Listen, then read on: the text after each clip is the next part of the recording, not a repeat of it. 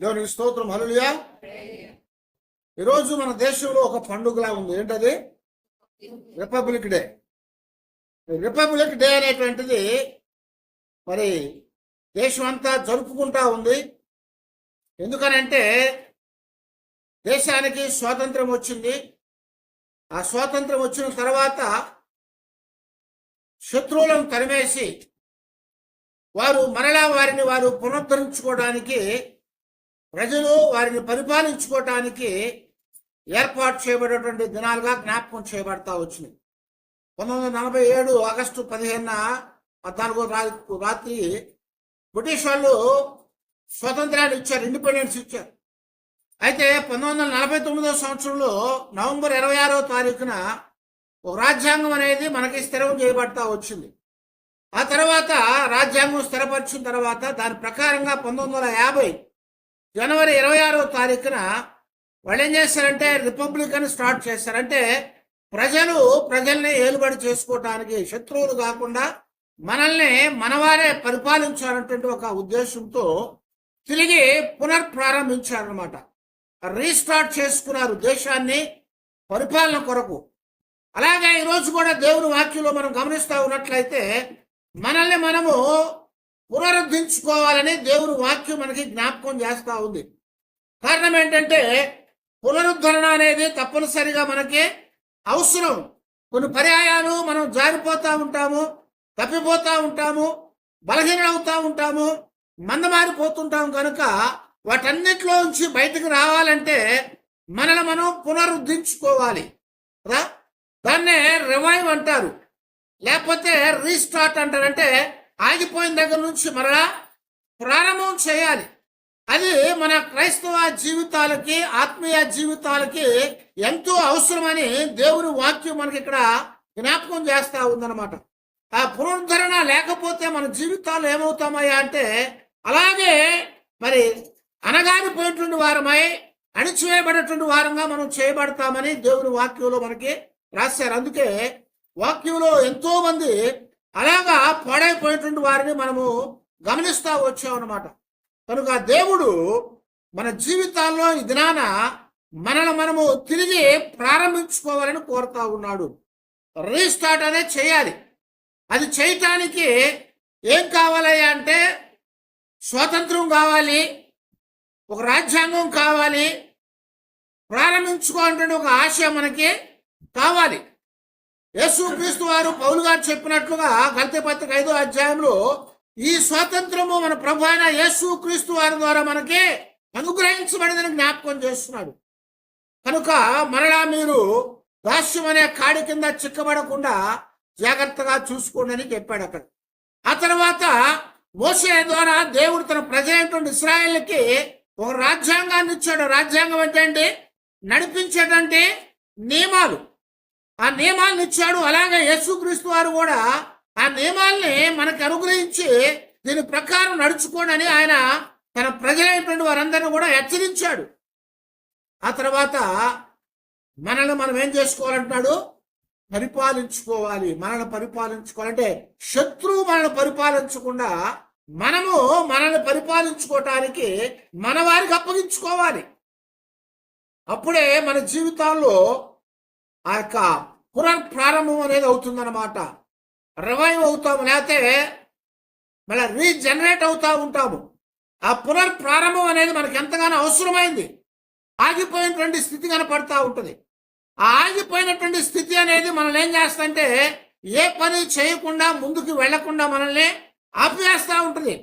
దేవుడు ఎప్పుడు కూడా మనల్ని పునర్ప్రారంభించాలనుకుంటాడు. ఎప్పుడు మనం ఒక దగ్గర ఆగిపోవాలని దేవుడు అనుకోడు. ఎందుకంటే ఇశ్రాయేలు జీవితాల్లో ఇశ్రాయేలుకి దేవుడు చెప్పిన మాట ఏంటంటే మీరు ఆగిపోవద్దు, మీరు సాగిపోండి, ఏ అడ్డం వచ్చినా సరే మీరు ఆగొద్దు అని చెప్పాడు. ఐగుప్తులో చెప్పాడు, అలాగే అరణ్య ప్రయాణంలో చెప్పాడు, ఆ తర్వాత వాగ్దాన దేశంలోకి వచ్చినా చెప్పాడు. అనేక పర్యాయాలు దేవుడు ఆగిపోకుండా సాగిపో అని జ్ఞాపకం చేస్తూ వచ్చాడు. అందుకొరకే మనం కూడా దేవుని యొక్క ఉద్దేశ ప్రకారంగా ఆగిపోకుండా మనల్ని మనం పునర్ప్రారంభించుకోవటానికి, మనల్ని మనం ఉద్ధరించుకోవటానికి మనము ఇష్టపడే వారంగా ఉండాలి. ఆ తర్వాత దేవుడు మనతో లేకుండా మన జీవితాల్లో ఎప్పుడు కూడా రీస్టార్ట్ అనేది అవ్వదు, పునర్ప్రారంభం అనేది అవ్వదు. ఆ పునర్ప్రారంభం కావాలంటే దానిని ప్రారంభించిన వాడు కావాలి.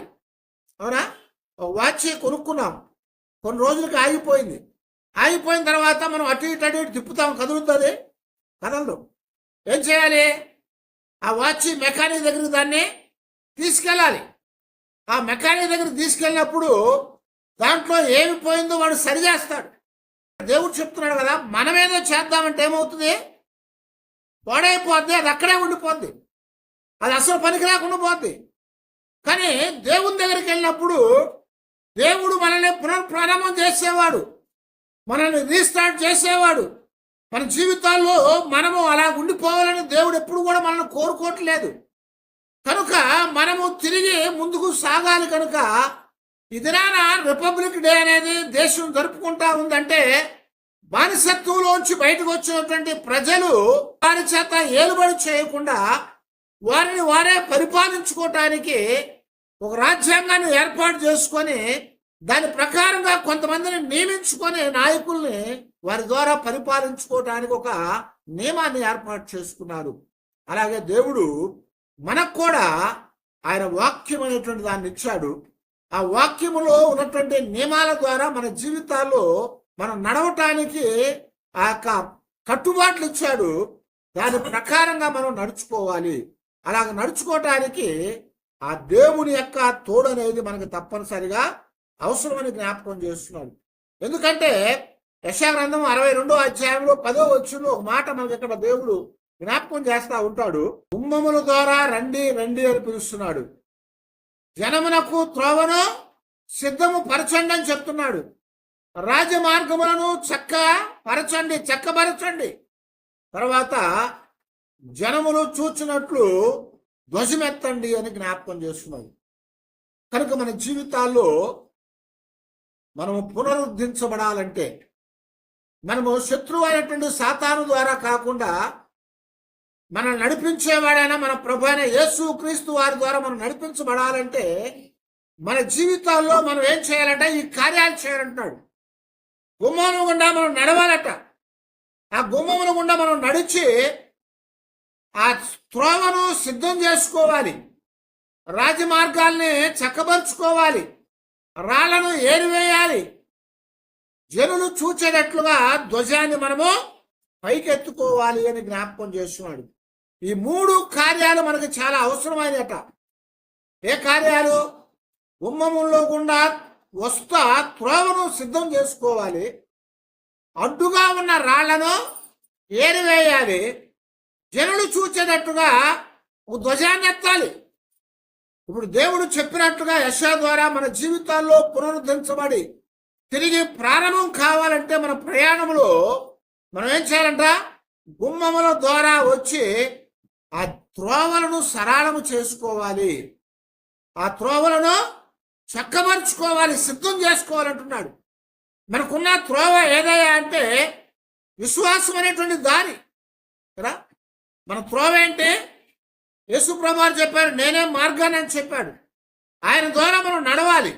ఆయన ద్వారా మనం నడవాలంటే మనకేం కావాలి? విశ్వాసం కావాలి. ఆ విశ్వాసం అనేది మనలో లేకపోతే ఆయన ద్వారా మనం నడవలేము. అందుకనే దేవుని వాక్యంలో మొట్టమొదట మన త్రోవ ఏదయ్యా అంటే విశ్వాసం అనే త్రోవను మనం సరి చేసుకోవాలి, ఆ త్రోవలో నడవాలి. హెబ్రీయులకు రాసిన పత్రికలో 11వ అధ్యాయంలో అక్కడ 6వ వచనంలో మనకు జ్ఞాపకం చేస్తారు కదా, విశ్వాసం లేకుండా దేవునికి ఇష్టంలాగా ఉండట అసాధ్యం. మనం అనుకోవచ్చు, దేవుడు అంటే నాకు ఇష్టం కదా, లేకపోతే నేను దేవుడికి ఇష్టం కదా అనుకోవచ్చు. దేవుడు అంటే అందరికీ ఇష్టపడదు, కొంతమంది ఇష్టపడతారు. దేవుడికి అందరూ ఇష్టమే. అవునా? దేవునికి అందరూ ఇష్టం. ఎందుకంటే దేవుడు లోకాన్ని ఎంతో ప్రేమించాడు. లోకమంతని కూడా దేవుడు ప్రేమించాడు. లోకమంతని దేవుడు ప్రేమించాడు. కానీ ఆ దేవుణ్ణి అందరూ ప్రేమించట్లేదు. ఆ దేవుణ్ణి అందరూ ప్రేమించట్లేదు. ఆ దేవుడు అందరిని ప్రేమించినట్లుగా అందరూ ఆయన్ని ప్రేమించగలగాలి. అప్పుడే మనం ఆయనకి ఇష్టంగా ఉండగలుగుతాం. ఆయనకి ఇష్టలుగా ఉండాలంటే విశ్వాసం అనేది మన జీవితాల్లో కావాలి. ఆ విశ్వాసం మన జీవితాల్లో ఉన్నప్పుడు ఆ విశ్వాసం ద్వారా మనం ముందుకి నడవగలుగుతాము. హెబ్రీ పత్రికలో మనం చాలాసార్లు మనం చెప్పుకున్నాం. 11వ అధ్యాయం 1వ వచనం ఏమంటాడు? విశ్వాసం అంటే ఏంటంట? నిరీక్షించు వాటి యొక్క నిజ స్వరూపమును అదృశ్యమైనవి ఉన్నవని చెప్పటానికి అది రుజువై ఉంది. కనుక మన త్రోవ ఏదయ్యా అంటే విశ్వాసపు త్రోవ మనం సరి చేసుకోవాలి అని చెప్తున్నాడు. ఆ విశ్వాసపు త్రోవను సరి చేసుకోవడానికి మనం దేవునికి ఇష్టంగా ఉండాలి. ఆ దేవునికి ఇష్టంగా ఉన్నప్పుడు విశ్వాసపు త్రోవను మనం సరి చేసుకుంటాము. ముందుకి సాగటానికి విశ్వాసం కావాలి. ఆ విశ్వాసం అనే దారిలో గుండా మనము నడుచుకుంటా వెళ్ళాలి. అందుకొరకే మన జీవితాల్లో ఎల్లప్పుడూ కూడా ఆ విశ్వాసం అనే దారిలో మనం నడవాలే కానీ ప్రక్కకు వెళ్లే వారంగా ఉండకూడదు. పౌలు గారు కొరింథీ పత్రికలో జ్ఞాపకం చేస్తూ ఉంటాడు, మనం వెలుచూపును బట్టి కాక విశ్వాసము ద్వారా నడుచుకోవాలి. మనం చాలాసార్లు వెలుచూపును బట్టి నడుచుకుంటా ఉంటాం.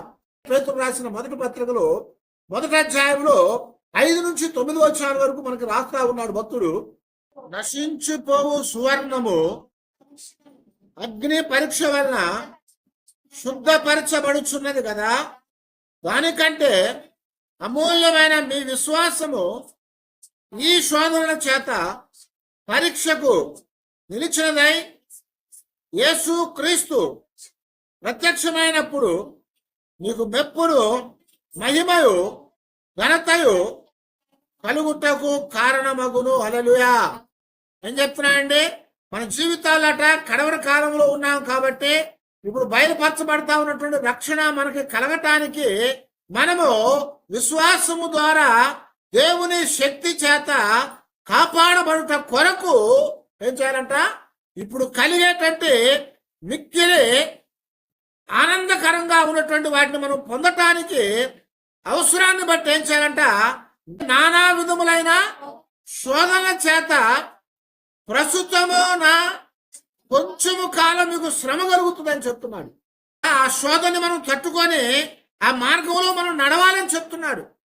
శోధన అనేది లేకుండా మన జీవితాల్లో శుద్ధిపరచబడదు కదా. దెబ్బలు తగలకుండా ఒక రాతిని శిల్పంగా చేయగలుగుతారా? చేయలేరు కదా. శిల్పం కావాలంటే, ఒక బొమ్మ కావాలంటే దాన్ని చెక్కాలి. విగ్రహాలు కనపడతా ఉంటాయి మనకి చాలా పర్యాయాలు. అనేక మన విగ్రహాలు చూస్తూ ఉంటాం. హైదరాబాద్లో ట్యాంక్ బండ మీద చూస్తే చాలా విగ్రహాలు ఉంటాయి అక్కడ.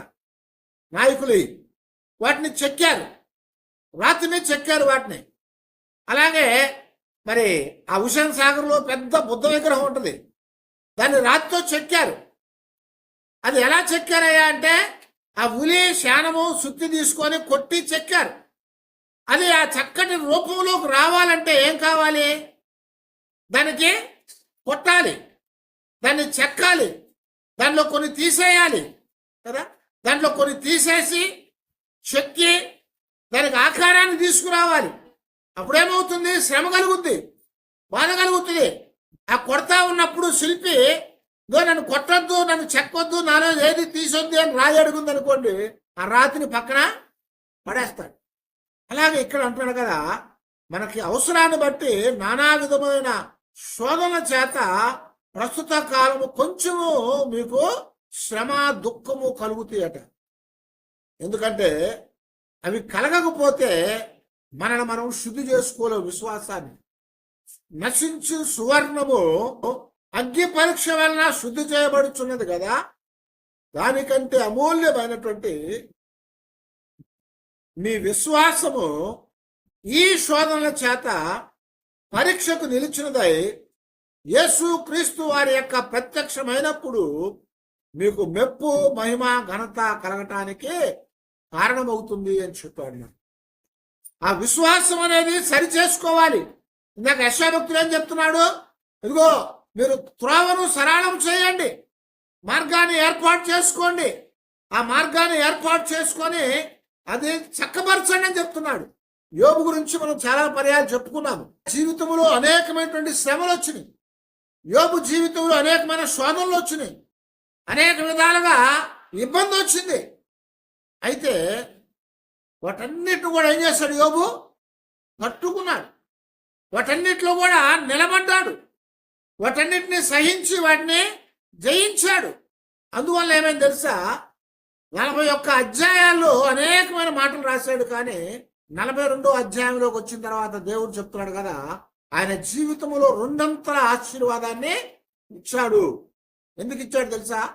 శోధన సహించాడు కనుక, పరీక్షలో నిలబడ్డాడు కనుక, తన జీవితంలో వచ్చిన అడ్డులన్నింటిని కూడా తొలగించుకున్నాడు కనుక, ఆయన మార్గాన్ని సరళం చేసుకున్నాడు కనుక. అందుకే యోబు అంటాడు 19వ అధ్యాయంలో, అదో నేను నడుచు మార్గము నా దేవునికే తెలుసు. ఇక్కడ దేవుడు జ్ఞాపకం చేస్తున్నాడు, ఆ యొక్క శ్రమ ద్వారా, శోధన ద్వారా మన యొక్క రాజ్య మార్గాన్ని మనము చక్కబరుచుకుంటా వెళ్ళాలి. ఆ విశ్వాసం అనే మార్గాన్ని మనము చక్కబరుచుకోవాలి. ఆ విశ్వాసం అనే మార్గాన్ని మనం చక్కబరుచుకున్న తర్వాత మనం ఏం చేయాలయ్యా అంటే, ఇంకా ఏదో ఒకటి అడ్డు వస్తానే ఉంటుంది. రెండవది దారి ఏర్పాటు చేస్తాం. దారి ఏర్పాటు చేసినా కూడా కొన్ని ఆటంకాలు కలుగుతూ ఉంటాయి, అడ్డులు తగులుతూ ఉంటాయి, ఏదో ఒకటి మధ్యలో పడతా ఉంటుంది. అయితే రెండో మాట చెప్తున్నాడు దేవుడు, విశ్వాసం అనే మార్గాన్ని మనం సరి చేసుకోవడం తర్వాత అడ్డుగా వచ్చే ప్రతి రాళ్లను ఏరివేయాలి. ఏమన్నాడు ఇక్కడ? రాజమార్గాన్ని చక్కబరచండి, రాళ్లను ఏరి పారవేయండి. రాళ్లను ఏరి పారేయాలి. ఎందుకంటే రాళ్లను తీసి పడవేయకపోతే ఆ రాళ్ళు చాలా ఇబ్బంది కలుగు చేస్తాయి. అవునా? చాలా ఇబ్బంది కలుగు చేస్తాయి. ఒక మనిషి నడుచుకుంటా వెళ్తా ఉంటే, ఒక వ్యక్తి సైకిల్తో తొక్కుతా వెళ్తా ఉంటే ఏమవుతుంది? ఆ సైకిల్కు ఉన్నటువంటి ఆ టైరు చాలా చిన్నది కాబట్టి ఆ చిన్న పెంకులు రాళ్ళు అటు గుచ్చుకుపోతాయి. ఆ కాళ్ళకి, నడిచే మనిషి యొక్క కాళ్ళకి అవి గుచ్చుకుపోతాయి. అవి చాలా చిన్నవే కానీ అవి గుచ్చుకుంటాయి మనకి. అందుకొరకే మనం నడుచుకుంటా వెళ్తున్నాం. మన విశ్వాసపు దారిలో మనం ఏం చేయాలంట? నడుచుకుంటా వెళ్ళాలి. ఆ దారిలో నడిచేటప్పుడు అడ్డులన్నీ కూడా మనం తొలగించుకోవాలని చెప్తున్నాడు. ఆ అడ్డులన్నీ మనము ఏరివేసేయాలి, చిన్న రాళ్ళు తీసేయాలి. దావీదు ప్రార్థన చేస్తున్నాడు, దేవా నీకు నా జీవితంలో నీకు ఆయాసాన్ని కలిగించే వాటిని తీసివేయి ప్రభువా. మన జీవితాల్లో ఏం చేస్తాయంట? దేవునికి ఇబ్బందిని కలిగించే ఉంటాయి అంటే మనకి ఇబ్బంది అనిపించదు, కానీ మనల్ని చూస్తూ ఉండి మనల్ని పరిపాలించే దేవునికి, మనల్ని నడిపించే దేవునికి అవి ఇబ్బంది కలిగిస్తాయి. ఆ ఇబ్బందులు తొలగించాలి. అందుకనే నీకు ఆయాసకరమైంది నాలో నుంచి దాన్ని తీసివేయమంటున్నాడు. కొన్ని మనకి ఇష్టంగా ఉంటాయి. చుట్ట తాగుతూ ఉంటారు. ఆ చుట్ట తాగే వాళ్ళు చాలా కమ్మగా పొగాకు నోట్లో పెట్టుకొని వెలిగించి ఆ పొగ పీల్చి ఆనందపడతా ఉంటాడు. అవునా? కానీ పక్కనున్న మనకి, దారిలో పోయే వాళ్ళకి కళ్ళు తిరిగిపోయి పడిపోయేటువంటి పరిస్థితి వస్తుంది. వెంటనే వికారం పుట్టేస్తుంది. అయితే వాడికి ఆనందమే అది, కానీ అది ఇతరులకి ఇబ్బంది కలిగించేది. అలాగ మనకి ఆనందమైనవి మన లోపల చాలా ఉంటాయి. అవన్నీ కూడా దేవునికి ఇబ్బంది కలిగించాయి. అవన్నీ దేవునికి మరి ఆటంకాన్ని కలిగించాయి. మనకి ఏదైనా చేయాలంటే అవి అడ్డుపడతా ఉంటాయి. అందుకనే ఇక్కడ భక్తుడు అంటాడు, నాలో నీకు ఆయాసకరమైన వాటిని తీసివేయి ప్రభు అని అడుగుతా ఉన్నాను. వాటిని దేవుడు తీసివేసినప్పుడు మన జీవితాల్లో తిరిగి మనం ప్రారంభించుకోవటానికి అవకాశం ఉంటుంది అని చెప్తున్నాడు. అవకాశాన్ని కలిగించుకోవటానికి వాటిని శుభ్రం చేయాలి. మొన్న అక్కడ కొరియాలో ఆ ఫ్లైట్ పడిపోయింది కదా, దానికి ఏంటా కారణం అని చూస్తూ ఉంటే ఒక పక్షి అందులో దూరిందట. ఆ పక్షి ఎందుకు అక్కడ దూరిందయా ల్యాండింగ్ టైంలో అంటే, ఆ ఎయిర్పోర్ట్ చుట్టూ ఉన్నటువంటి ఆ స్థలం అంతా కూడా చిన్న మొక్కలు, తుప్పలు, ఆ చెత్త చెదారం పడేసి ఉన్నాయి. అవి పడేసి ఉన్నాయి కాబట్టి ఏమవుతుంది? అక్కడ పురుగులు వస్తాయి. ఆ పురుగుల కోసము పక్షులు వచ్చినాయి అండి. ఆడ చెత్త చెదారం ఉంది కనుక కంపు వస్తుంది. ఆ కంపు కోసము కొన్ని పక్షులు వచ్చినాయి.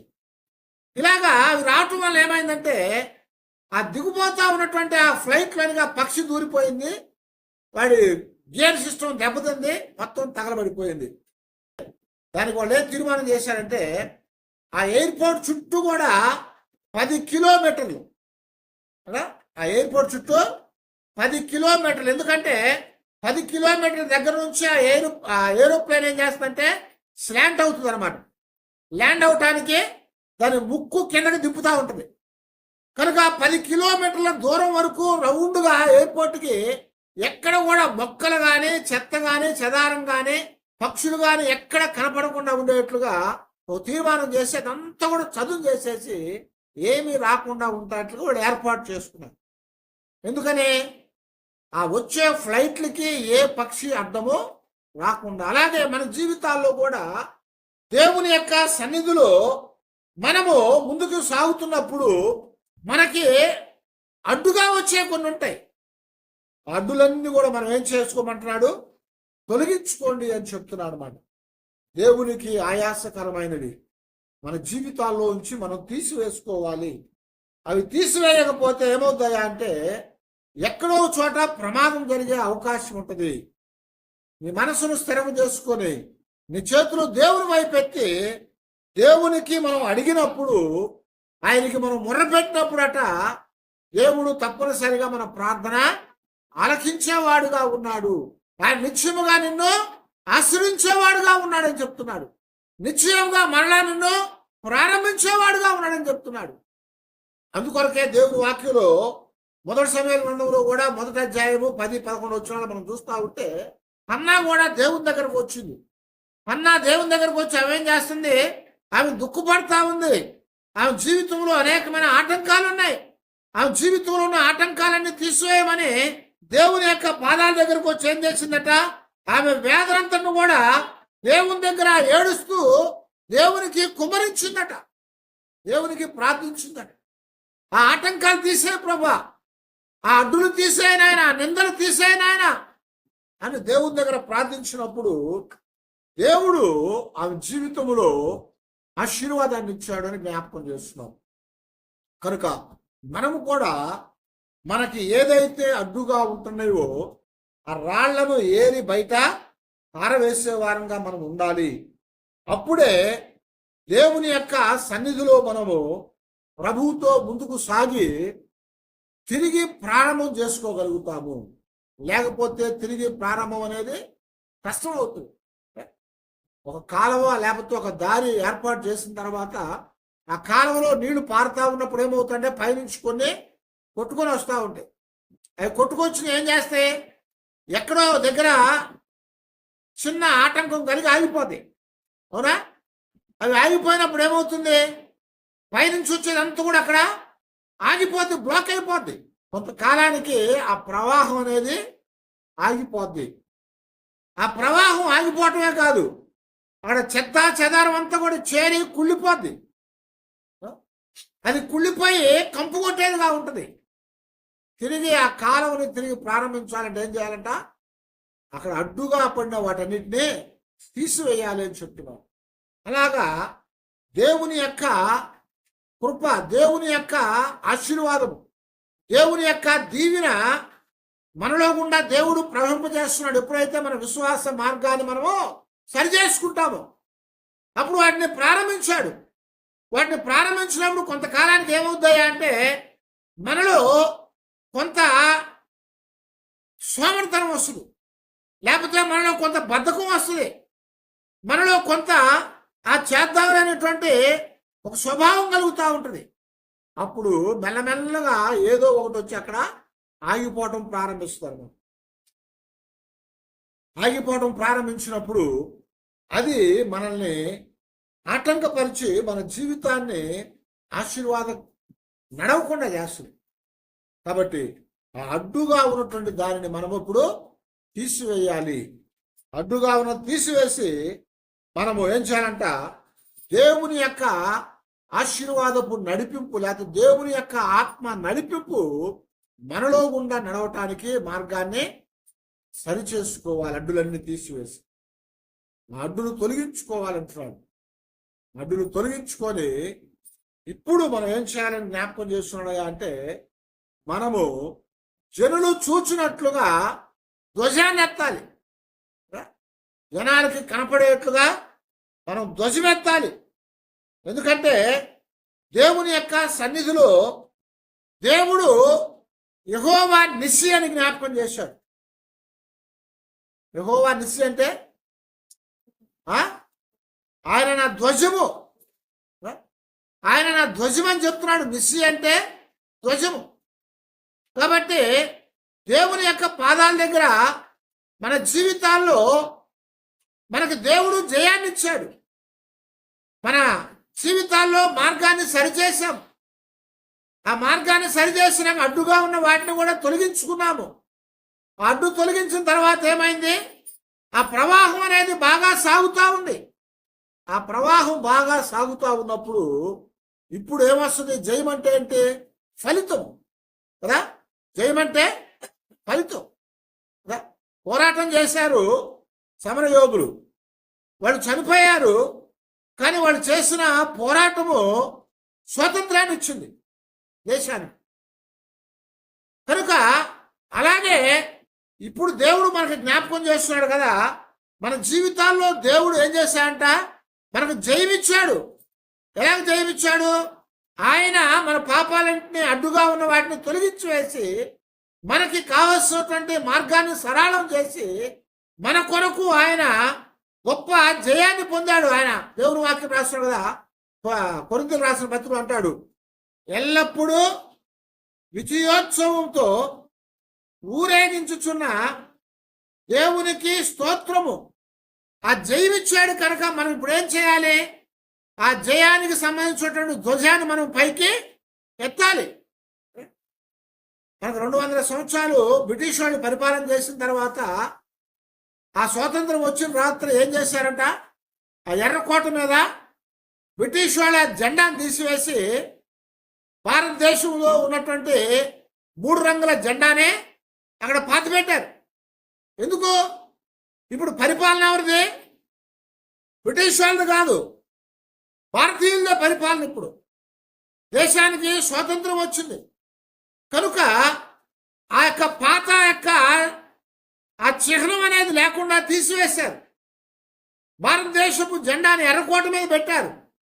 అలాగే ఇక్కడ దేవుడు మనకి జ్ఞాపకం చేస్తున్నాడు కదా, మనము కూడా మన జీవితాల్లో దేవుడు మనకి ఇచ్చినటువంటి ఆ గొప్ప జయోత్సాహంతో కూడినటువంటి ఆ ధ్వజాన్ని మనం పైకెత్తాలంటున్నాడు. ఆ ధ్వజాన్ని మనము పైకెత్తాలి. దావీదు చెప్తా ఉంటాడు, దేవుడే నాకు ధ్వజము, దేవుడే నాకు విజయం అని జ్ఞాపకం చేస్తుంటాం. కాబట్టి దేవుని యొక్క సన్నిధిలో దేవుడు మన పక్షాన ఆయన జయమిచ్చాడు కనుక ఆయన ఇచ్చిన జయాన్ని బట్టి ఆ జయోత్సాహం అనేటువంటి ఆ జెండాను మనం ఎగరవేయగలగాలి. ఆ జెండాను మనము ఎగరేయాలని చెప్తున్నాడు. మనం ఆ జెండా మనం ఎగరేసినప్పుడు మనం ఎవరి వారంగా ఉంటామయ్యా అంటే దేవుని వారముగా ఉంటాము. దేవుని వారంగా ఉంటాం, దేవుని ప్రజలై ఉంటామని చెప్తున్నాను. దేవుడు మనకు విజయాన్ని ఇచ్చాడు కనుక ఆ జయముతో కూడినటువంటి ఆ పతాకాన్ని మనము ఎగరవేయాలి. అది ఎగరవేసినప్పుడు ఏమవుతుందంటే మనము ఆయన వారంగా చేయబడతాం. మనము ఆయన వారంగా చేయబడతాం. ఆయన ప్రజలుగా గుర్తించబడతాం. ఆయన ప్రజలుగా గుర్తించబడి మన జీవితాల్లో మనం ముందుకు సాగటానికి అనుకూలత ఉంటుందని చెప్తున్నాడు. ఆయన ద్వారా మనం పరిపాలించబడటానికి అనుకూలత ఉంటుంది. ఎందుకంటే ఆ చిహ్నాన్ని మనం కలిగిన వారంగా మనం ఉండాలి. మనమందరం ఇప్పుడు ఎవరమయ్యా అంటే దేవుని యొక్క పిల్లలమని చెప్తున్నాడు, దేవుని యొక్క ప్రజలమని చెప్తున్నాడు. పేతురు జ్ఞాపకం చేశాడు, మనం ఒకప్పుడు ప్రజగా లేవు కానీ ఇప్పుడైతే ప్రజలమైతుంది. ఒకప్పుడు ఎన్నిక చేయబడలేదు కానీ ఇప్పుడైతే ఎన్నిక చేయబడ్డాము. ఇప్పుడైతే మనం ఎలాగున్నామయ్యా అంటే కనికరం లేకుండా ఉన్నాము కానీ ఇప్పుడు కనికరించబడ్డాము. ఇప్పుడు రాజులుగాను యాజక సమూహంగా మనం చేయబడ్డాము. అలా చేయబడ్డాము కనుక ఆ యొక్క పతాకాన్ని, ఆ యొక్క జయ చిహ్నాన్ని మనం కలిగిన వారమై దానిని పైకెత్తి మనం ముందుకు నడవాలి అని జ్ఞాపకం చేస్తున్నాం. అలాగే ఇప్పుడు మనము దేవుని పిల్లలమే, దేవుని గుర్తు మనం కలిగి ఉన్నాము. దేవుని యొక్క గుర్తును మనము కలిగి ఉన్నాము. దేవుడు మనకి ఒక జయం అనేటువంటి ఆ జెండాని ఇచ్చాడు. ఆ జయోత్సాహం అనేటువంటి జెండాను మనం తీసుకొని మనం ఏం చేయాలంట, దానిని ఎగరవేయాలి. కాన్స్టంట్ నోబులు రాజు, రోమా రాజు యుద్ధానికి వెళ్తున్నప్పుడు దేవుడు కనపడినప్పుడు ఆయన చెప్పాడు, ఆయనకు ఆ కళ్ళలో అట ఒక తెల్లటి గుడ్డ మీద ఎర్రగా ఉన్నటువంటి శిలువ ఆకారం కనపడింది. ఆ ఆకారం కనపడంగానే ఆయన ఏం చేశాడంటే, యుద్ధానికి వెళ్ళేటప్పుడు అందరితో కూడా ఏం చెప్పంటే, ప్రతి రథానికి ఒక కర్ర కట్టి ఆ కర్రకి ఆ తెల్లటి గుడ్డ మీద శిలువ ఆకారంలో ఎర్రటి మార్కుతో ఉన్నటువంటి జెండాలు పెట్టి యుద్ధానికి వెళ్ళాడు. యుద్ధానికి వెళ్ళగానే అక్కడ గెలిచి వెనక్కి వచ్చిన తర్వాత ఏం చేశాడు తెలుసా, ఇది యెహోవా ధ్వజం అని చెప్పి, దేవుని ధ్వజం అని చెప్పి ఆ దేశానికి అంటే వాళ్ళకి అది ఒక గుర్తుగా చేసి క్రైస్తవత్వాన్ని ఆయన అంగీకరించి అందరూ క్రైస్తవులుగా మారాలి, చంపేస్తానని చెప్పారు. దేవుడు మనకు జ్ఞాపకం చేస్తున్నాడు. దేవుడు మనకు ఒక జయ ధ్వజాన్ని ఇచ్చాడు. ఆ ధ్వజం ఎప్పుడు కూడా మనం పట్టుకొని వెళ్ళాలి. ఆటల్లో గెలిచినాక ఏ దేశం వాళ్ళు అయితే ఆ జెండా పట్టుకొని నుంచుంటారు. ఎందుకనే, ఫలానా దేశానికి సంబంధించిన నేను ఈ పథకాన్ని గెలుచుకున్నాను. అలాగే దేవుడు చెప్తున్నాడు, మనము కూడా దేవుని యొక్క సన్నిధిలో మన జీవితాల్లో దేవుని యొక్క ప్రజలంగా ఆయన మనకిచ్చినటువంటి ఆ యొక్క ధ్వజాన్ని పట్టుకొని మనం దాన్ని ఎగరవేసే వారంగా మనం ఉండాలి అని జ్ఞాపకం చేస్తున్నాం. దాన్ని ఎగరవేసినప్పుడు దేవుని యొక్క నామం మహింపరచబడుతుంది. మన జీవితాల్లో తిరిగి మనం దేవుని చేత నడిపించబడటానికి, దేవుని యొక్క పునఃప్రారంభాన్ని చేసుకోవటానికి మనకు అవకాశం కలిగి ఉంటుంది. అందుకనే పౌలు గారు రోమపత్రికలో 8వ అధ్యాయం 14వ వచనంలో జ్ఞాపకం చేస్తూ, ఎందరైతే దేవుని ఆత్మ చేత నడిపించబడతారో వారందరూ కూడా దేవుని కుమారులే ఉంటారు అని ఆయన జ్ఞాపకం చేస్తాం. కనుక అప్పుడు దేవుని బిడ్డలారా, మన జీవితాల్లో మనము ఎల్లప్పుడూ కూడా తిరిగి ప్రారంభించుకోవాలి. పునఃప్రారంభం అనేది చేయాలి, రీస్టార్ట్ అనేది చేసుకోవాలి. మనం అనుకోవచ్చు, గొప్ప భక్తులండి వాళ్ళకి ఎందుకు అనుకోవచ్చు, వీళ్ళు కొత్తగా వచ్చారండి వీళ్ళకెందుకు అనుకోవచ్చు. ప్రతి వారి జీవితంలో కూడా ఏదో ఒక ఆటంకాన్ని కలిగి మనల్ని ముందుకు వెళ్లకుండా ఆపేస్తే ఉంటుంది. అయితే దాన్ని తొలగించుకొని మనం ముందుకు వెళ్ళటానికి మన విశ్వాసం అనే మార్గాన్ని మనం ఏం చేసుకోవాలంట, సరి చేసుకోవాలి. శోధన, బాధ, పరీక్ష వచ్చినప్పుడు వాటిలో సరి చేసుకోవాలి. ఆ విశ్వాసపు దానిని మనం సరి చేసుకోవాలి. మొట్టమొదటి అది చేసినా కూడా కొన్ని రాళ్ళు కనపడతా ఉంటాయి. అడ్డుగా చేయటానికి, ఇబ్బంది కలుగు చేయటానికి, శ్రమని తెచ్చేటువంటి చిన్న చిన్న రాళ్ళు ఉంటాయి. వాటన్నిటి కూడా మనం ఏరి వేసుకోవాలి. దేవునికి ఆయాసకరమైన మనలో లేకుండా మనము శుభ్రం చేసుకోవాలి. ఆ తర్వాత ఆయన ఇచ్చినటువంటి ఆ జయము ద్వారా ఆయన సాతాన్ని గెలిచాడు, శోధన గెలిచాడు, సమస్తమైనటువంటి వేదన గెలిచాడు, మరణాన్ని గెలిచాడు, సమాధిని గెలిచాడు. ఆయన తిరిగి లేచి పునరుద్ధానుడుగా ఆ పునరుద్ధానపు జయోత్సాహాన్ని మనకి ఇచ్చాడు. ఆ యొక్క పునరుద్ధానపు జయోత్సాహంతో కూడిన ఆ ధ్వజాన్ని మనం పట్టుకొని మన జీవితాల్లో మనము దేవుని పిల్లలంగా ముందుకే వెళ్ళాలి. అలా వెళ్ళాలంటే ఈ 3 కార్యాలు తప్పనిసరిగా మనం చేసే వారంగా ఉన్నాం. ఆ ధ్వజాన్ని మనం ఎత్తుకొని మనం నడుస్తూ ఉంటే ఎవ్వడు కూడా మనల్ని ఆపలేడు. ఎందుకంటే మన రాజు జయించిన వాడు. మన జీవితాల్లో పునఃప్రారంభం చేసి మనం ముందుకు నడవటానికి దేవుడు గొప్ప భాగ్యాన్ని మనకి ఇచ్చాడు. కనుక అలాంటి గొప్ప కృప దేవుడు మనకి ఇచ్చినటువంటి ఆ యొక్క ఆశీర్వాదాలు మనం పొందటానికి ఆగిపోయినటువంటి మన జీవితాన్ని మనం తిరిగి ప్రారంభించుకొని ఈ యొక్క రిపబ్లిక్ డే సందర్భంగా మనల్ని మనము దేవుల్లో ముందుకు సాగించుకుందాం. అలాంటి కృప దేవుడు మనకు అనుగ్రహించాడు. అందరం కూడా తల వంచి ప్రార్థన చేసుకుందాం.